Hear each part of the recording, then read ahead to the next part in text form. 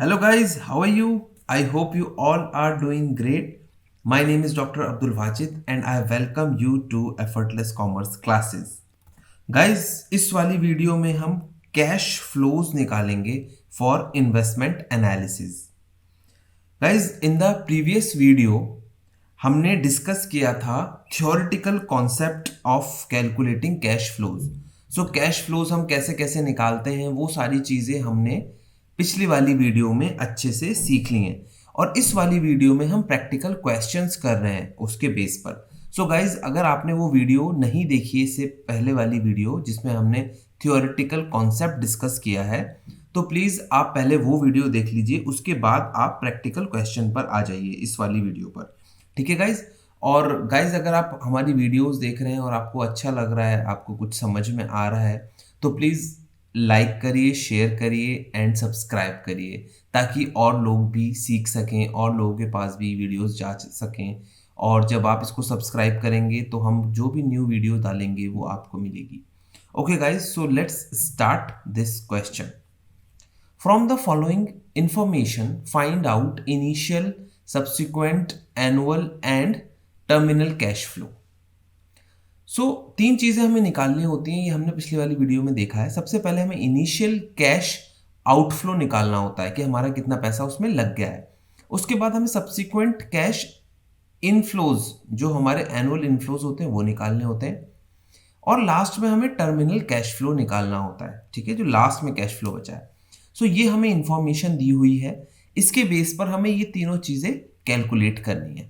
ठीक है, cost of machine दी हुई है, लाइफ दी हुई है, सेल्वेज वैल्यू ऑफ मशीनरी दी हुई है, टैक्स रेट भी दिया हुआ है, installation cost, sales per unit, expected annual sales in units and variable cost per unit. ये सारी इंफॉर्मेशन हमें गिवन है. सो गाइज, आप इसका एक स्क्रीनशॉट ले लीजिए. ठीक है, now let's do the answer of this question. Okay, so सबसे पहले हमें निकालना होता है इनिशियल कैश आउटफ्लो. तो पहले हम वो निकाल लेते हैं. इनिशियल कैश आउटफ्लो में हम क्या क्या ऐड करते हैं? सबसे पहले हम लिखते हैं कॉस्ट ऑफ मशीनरी, और यहां पर कॉस्ट ऑफ मशीनरी हमें दी हुई थी 5,25,000. इसमें अब हम ऐड कर देते हैं जो भी इंस्टॉलेशन चार्ज है. इंस्टॉलेशन कॉस्ट हमें दी हुई थी 5,000, तो इन दोनों को हम ऐड कर देते हैं तो हमारा आ जाता है 5,30,000. इसके बाद हम क्या निकालते हैं?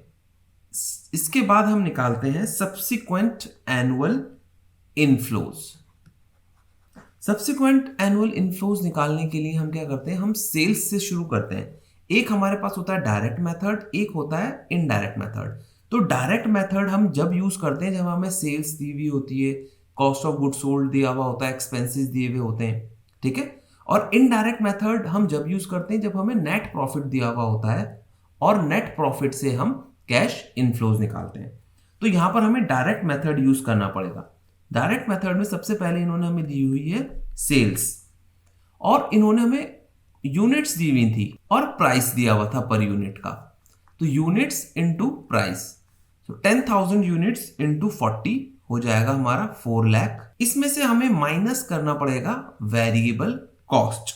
वेरिएबल कॉस्ट भी हमें यूनिट्स में दी हुई है और 16 रुपीज पर यूनिट के हिसाब से है. दैट मीन्स 1,60,000 ये हो जाएगा. ठीक है, इसके बाद आपको याद होगा हम माइनस करते थे डेप्रिसिएशन, बट डेप्रिसिएशन यहां कैसे निकलेगा?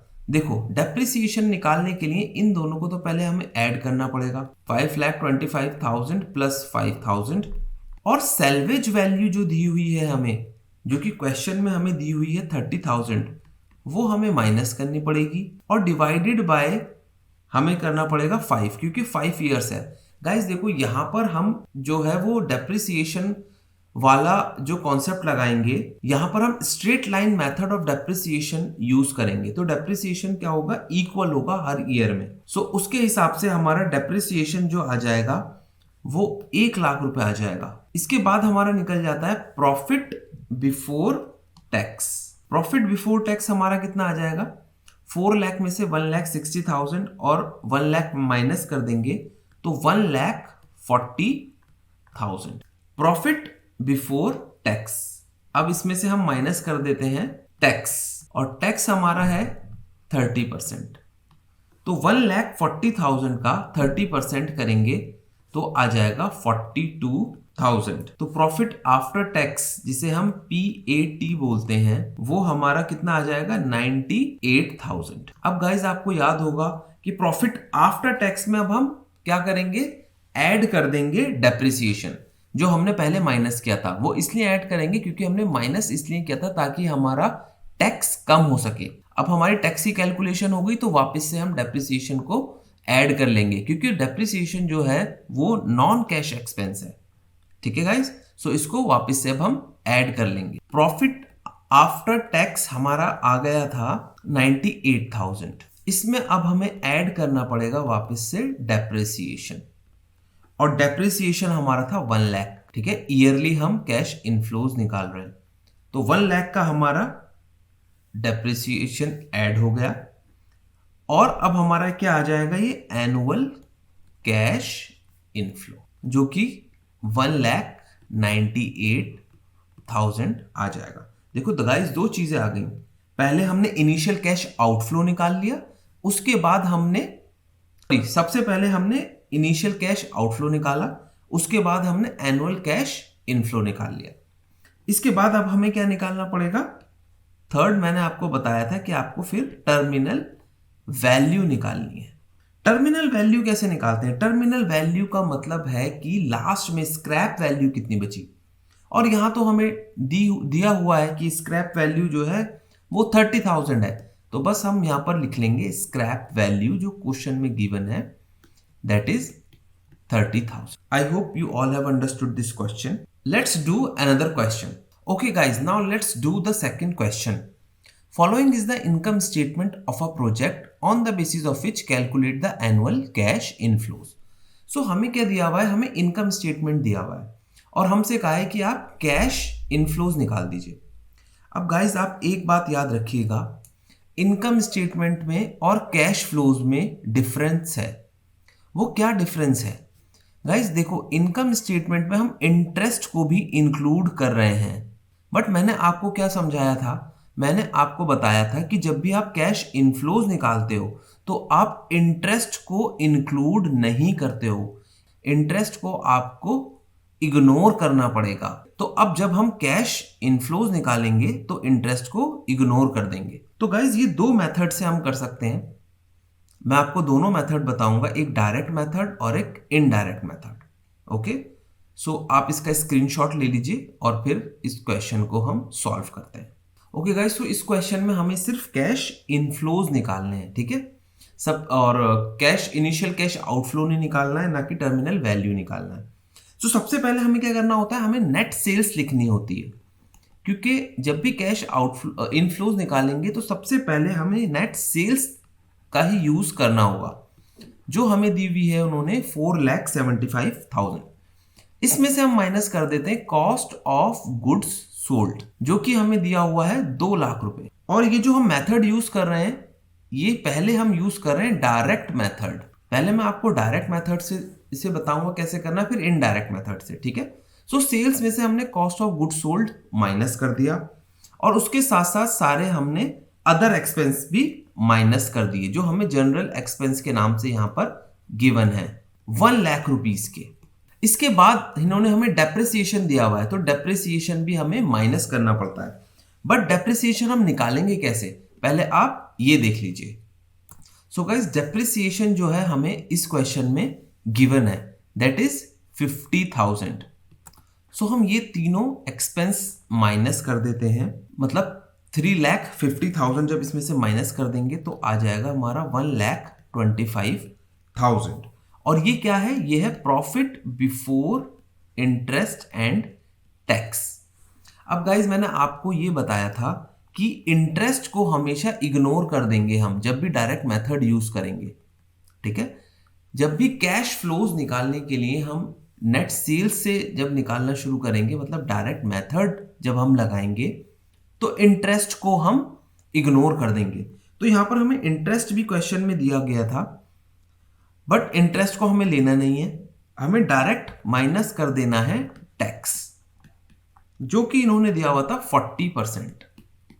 तो 1,25,000 का 40% जब आप करेंगे तो आपका 50,000 आ जाएगा। 50,000 आपको माइनस करना पड़ेगा, तो आपका आ जाएगा प्रॉफिट आफ्टर टैक्स, जो आ जाएगा 75,000। अब अगेन आपको पता है कि पहले डेप्रिसिएशन हम माइनस करते हैं ताकि हमारा टैक्स कम हो जाए, और फिर हमें डेप्रिसिएशन को ऐड करना पड़ता है। तो डेप्रिसिएशन को दोबारा से आप लोग ऐड कर लेंगे 50,000, तो आपका आंसर आ जाएगा 1,25,000।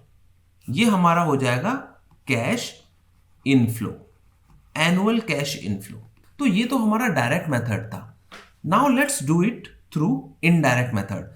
इनडायरेक्ट मेथड हम कब यूज करते हैं? जब हमें प्रॉफिट आफ्टर टैक्स या नेट प्रॉफिट दिया हुआ होता है, और इस क्वेश्चन में हमें नेट प्रॉफिट भी दिया हुआ है, तो हम वाला फॉर्मूला भी, वाला मेथड भी लगा सकते हैं। So let's do it with another method, that is indirect method. Okay guys, अब हम इसको इनडायरेक्ट मेथड से करते हैं। इनडायरेक्ट मेथड से करने के लिए हमें चाहिए होता है प्रॉफिट आफ्टर टैक्स, जो हमें गिवन था क्वेश्चन में। प्रॉफिट आफ्टर टैक्स हमें गिवन है 60,000 रुपीज। अब आपको पता है कि प्रॉफिट आफ्टर टैक्स तो सारे जितने भी एक्सपेंसेस है सबको माइनस करने के बाद आया है, और हम पहले ही जान चुके हैं कि प्रॉफिट आफ्टर टैक्स में हमें डेप्रिसिएशन तो ऐड करना होता है, क्योंकि डेप्रिसिएशन जो है वो नॉन कैश एक्सपेंस है हमारा। तो डेप्रिसिएशन हमारा है 50,000, तो ये तो मुझे ऐड करना पड़ेगा। ये चीज तो मैंने पहले ही सीख ली है, ठीक है। ओके, ये मैं ऐड कर देता हूं, तो आ जाएगा मेरा 1,10,000 रुपए। अब इसमें मुझे एक चीज और ऐड करनी है, that is interest into 1 minus tax rate. Guys, अगर आपको ये नहीं पता है कि हम ऐसा क्यों कर रहे हैं, interest into 1 minus tax rate, तो आप प्लीज इससे पहली वाली वीडियो देखिए, जहां मैंने बहुत अच्छे तरीके से बताया है कि हम ऐसा क्यों करते हैं, ठीक है। हमें सिर्फ बेनिफिट लेना होता है, इंटरेस्ट के बेनिफिट को सिर्फ ऐड करना पड़ता है, पूरा का पूरा हम इंटरेस्ट ऐड यहां नहीं करते हैं, ठीक है। ये चीज मैंने बहुत अच्छे तरीके से बताई है फर्स्ट, इससे पहले वाली वीडियो में। सो गाइज, प्लीज आप उस वीडियो को देखिए, उससे आपको समझ में आएगा। देखिए, क्वेश्चन भी अगर आप देखेंगे तो क्वेश्चन में आपको पता चलेगा कि इनकम स्टेटमेंट में इंटरेस्ट को उन्होंने एक्सक्लूड करा है, बट मुझे एक्सक्लूड नहीं करना था, तो मुझे इंटरेस्ट को ऐड करना पड़ेगा, और मुझे सिर्फ बेनिफिट ऑफ इंटरेस्ट ऐड करना पड़ेगा, ना कि होल इंटरेस्ट। ये बात आप प्लीज फर्स्ट वाली वीडियो में, इससे पहले वाली जो वीडियो, उसमें आपको बहुत अच्छे से पता चल जाएगा कि ऐसा हम क्यों करते हैं। तो प्लीज आप उस वीडियो को देख लीजिए। यहां पर हम ये करेंगे कि इंटरेस्ट जो भी हमारा है इनटू 1 माइनस टैक्स रेट कर देंगे, और सिर्फ बेनिफिट का अमाउंट यहां लिखेंगे, ठीक है। सो इंटरेस्ट हमारा कितना था वहां पर? इंटरेस्ट